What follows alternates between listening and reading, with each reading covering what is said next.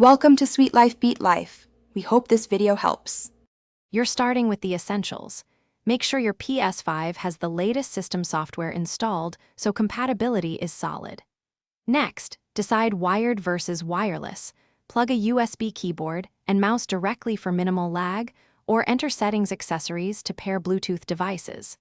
Once done, keep a dual sense nearby because some games require controller input for menus and mapping. This initial setup guarantees the console recognizes devices and prevents surprises later when you attempt to use keyboard shortcuts or mouse. Once devices are paired, open settings accessories and fine-tune keyboard repeat rates and mouse pointer speed so cursor movement feels natural.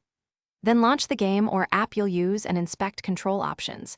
You may need to remap keys, swap mouse buttons, or lower sensitivity to suit aiming. Make sure to test both in menus and an actual match or lobby, because some titles disable keyboard or limit mouse features. If something feels off, adjust settings step by step until responsiveness and mapping match your expectations.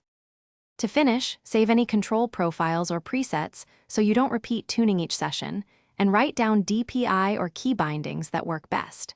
If the keyboard or mouse stops responding, reboot the Ps5 first, then repair Bluetooth devices or swap USB ports and cables to isolate hardware issues. Also make sure that the specific game supports mouse input.